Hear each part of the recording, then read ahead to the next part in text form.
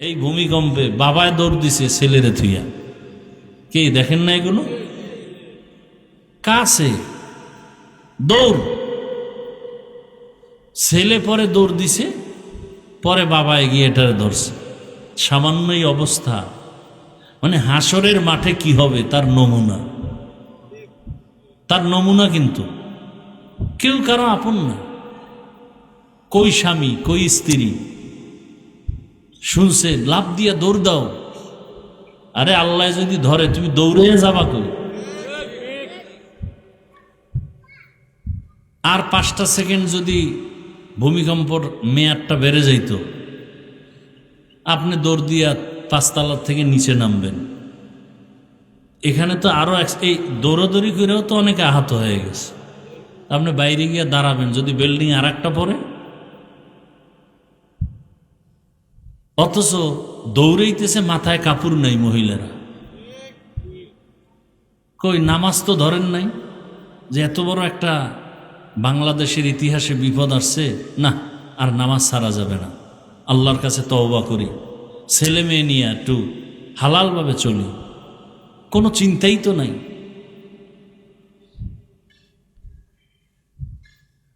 এই গতকালকে পরশুদিন আজকে মনে নাই বললে চলে, কালকের পরে আর খেয়ালই থাকবে না যে বাংলাদেশে একটা এরকম কঠিন কিছু হয়েছে। আবার গুনাহ শুরু করবে, মেয়েদের দিয়ে নাচ গান শুরু করবে, হুজুরেরা বাধা দিলে সেখানে আবার আক্রমণ শুরু হবে। কি হবে কি এই দেশের? হারাম খাইতে খাইতে ঘর বাড়ি দোকান পাট, একটা চায়ের দোকান দিবে সেখানেও সুদের টাকা লোন উঠায় দোকান দেয়। তো এই দোকানে ব্যবসা হালালভাবে না হলে বরকত কিভাবে হবে? কোনোদিন ব্যবসায় বরকত হবে না। নামাজ নাই, রোজা নাই, জেনা করে, চুরি করে, ধর্ষণ করে, এদেরকে বারবার বারবার মুরব্বি বানাবেন, এদেরকে আপনি রাহবার বানাবেন, এদেরকে আপনারা জনগণের দায়িত্ব দিবেন, তো দেশে গজব আসবে না তো কি আসবে?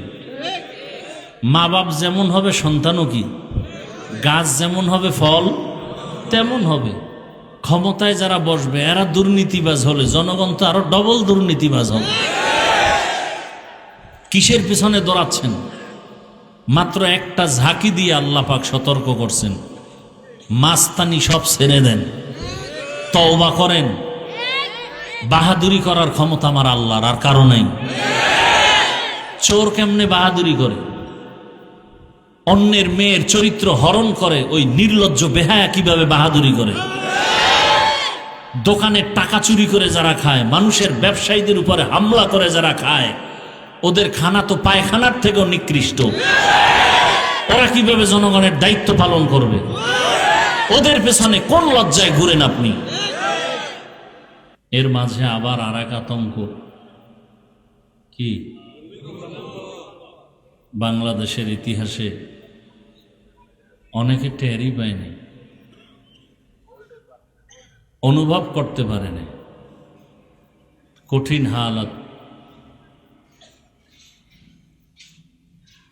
হাদিস শরীফে এই ভূমিকম্প সম্পর্কে অনেক সতর্ক বাণী আল্লাহর রসুল পেশ করেছেন। কেন হবে?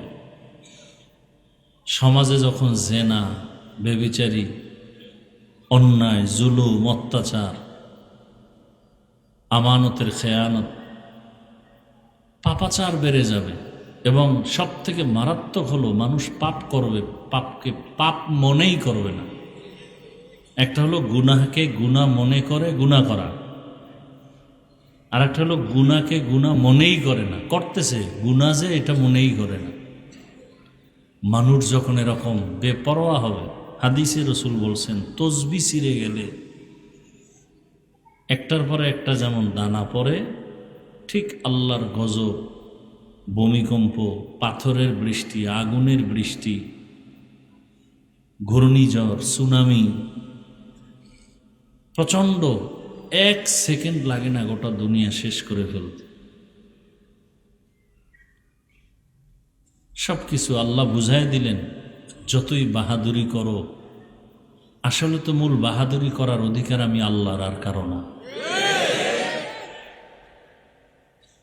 একটা ধাক্কা দিলে জমিনে কিসের 50-100 তলা বিল্ডিংয়ের বাহাদুরি, কিসের রাজপ্রাসাদ?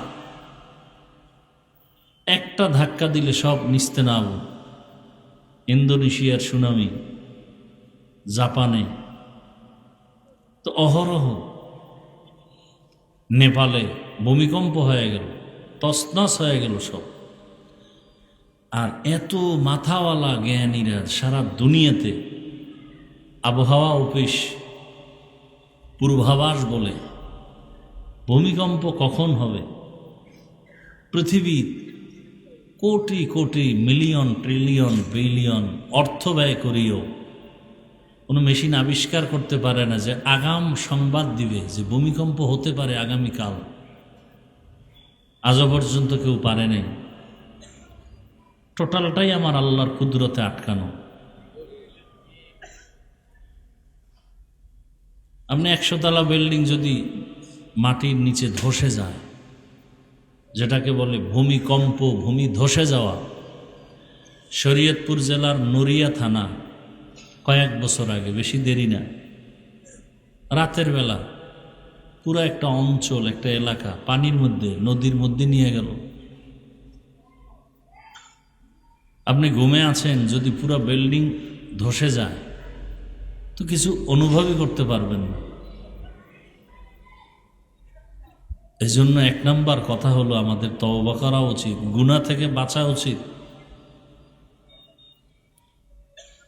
এমন এক অবস্থা, বাবায় গোপনে গুনাহ করে, সন্তান যেন বুঝতে না পারে, সন্তান যেন এদিকে না যায়, মা বাবা এটা সতর্কতা অবলম্বন করে।